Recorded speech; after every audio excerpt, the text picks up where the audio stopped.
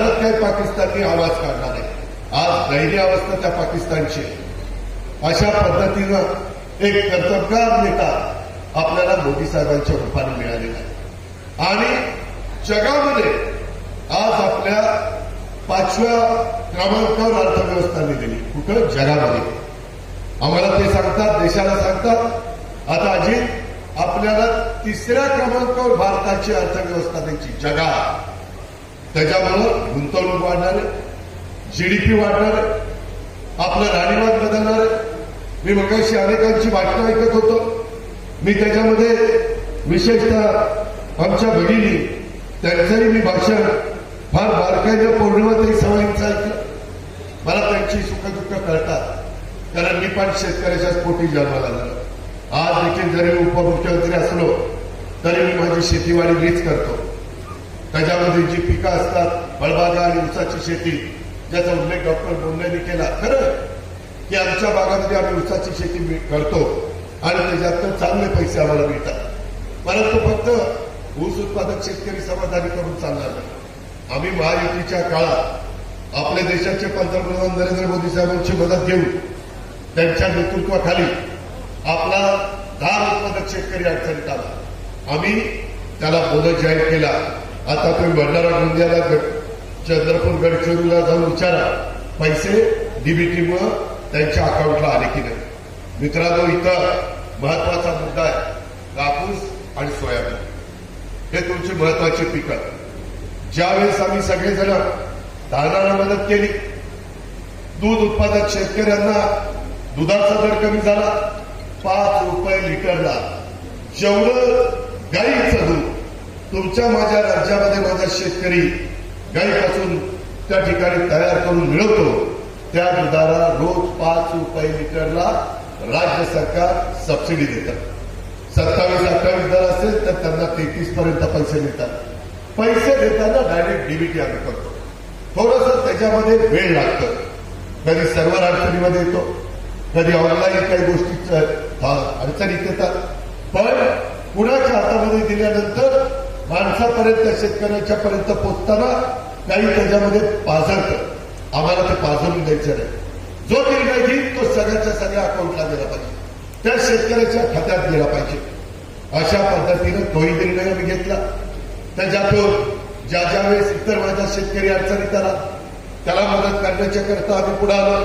गारपीट असू द्या, त्याच्यामध्ये अतिवृष्टी असू द्या, त्याच्यामध्ये दुष्काळ असू द्या, त्याच्यामध्ये कुठल्याही प्रकारचं नैसर्गिक संकट आलं तर एनडीआरएफ, एसडीआरएफ मार्फत आम्हाला अमितभाई शहा देखील मदत करतात, म्हणजेच मोदी साहेब मदत करतात. राज्य सरकारची मदत दोघांचं एकत्र घेऊन एसडीआरएफच्या 1.5 आम्ही मदत करतो. का तर माझा शेतकरी अडचणीत येता का? 1 रुपयामध्ये पीक विमा तुम्हाला देणार, बाकी पैसे राज्य सरकार आणि केंद्र सरकार भरतं. अनेक योजना आहेत ज्याचा उल्लेख मगाशी खासदार डॉक्टर आनंद बोंडेंनी केलेला. मी त्याचा रिपीट करत नाही. त्यांनी मगाशी बोलत असताना सांगितलं 80 कोटी जनतेला राशन, पण मोफत शब्द त्यांनी सांगितला नाही. मुफ्त राशन, फुकट राशन. माझ्या देशातला एक देखील बांधव हा गरीब आहे म्हणून उपाशी पोटी झोपतो असं होता कामा नये. म्हणून मोदी साहेबांनी मागं पण 80 कोटी लोकांना मोफत राशन देण्याचा कार्यक्रम चालूच होता. पुढे देखील 5 वर्षाच्या करता मी तो कार्यक्रम चालू ठेवणार. मात्र कुणाला उपाशी पोटी झोपू देणार नाही. त्याला व्यवस्थितपणे अन्नधान्य मिळालं पाहिजे, ही भूमिका मोदी साहेबांची. 3 कोटी लोकांना घर बांधून देणार. इतके दिवस आदिवासी, मागासवर्गीय, भटके यांना घरं मिळायची. बाकीच्या बहुजन समाजाच्या म्हणायचे आम्ही काय केलं? आमच्यात पण गरिबी आहे. आमच्यात ठराविक लोक श्रीमंत असतील, परंतु आमच्यात पण गरिबी आहे. मायनॉरिटीमध्ये पण गरिबी आहे. त्याच्यामध्ये त्यांनाही मदत झाली पाहिजे. आता आपण जो गरीब इकॉनॉमी वीकर सेक्शन, त्याच्यामध्ये आत बसणारा आणि ज्याचं स्वतःचं घर नाही अशा सगळ्यांना घरं देण्याचा 3 कोटी लोकांना, म्हणजे प्रत्येकाच्या घरात 5 लोक असतील तर 5 ते 15 कोटी लोकांना त्याचा फायदा त्यांच्या कच्च्या बच्चांना होणार. हा निर्णय मोदी साहेबांनी घेतला. त्याच्या संदर्भामध्ये 300 युनिट पर्यंत वीज माझा गरीब माणूस वापरतो घरामध्ये.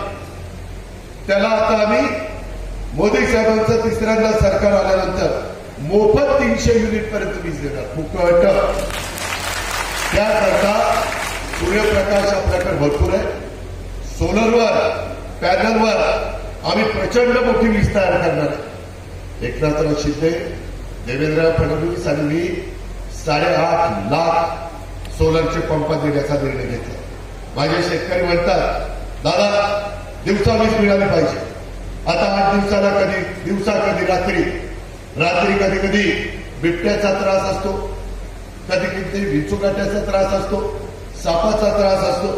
म्हणून सूर्य उगवला तुमची मोटर चालू, सूर्य मावळला मोटर बंद, घरी जायचं कुटुंबामध्ये राहायचं. त्याच्यामुळं दिवसा ढवळ्यात तुम्हाला पाणी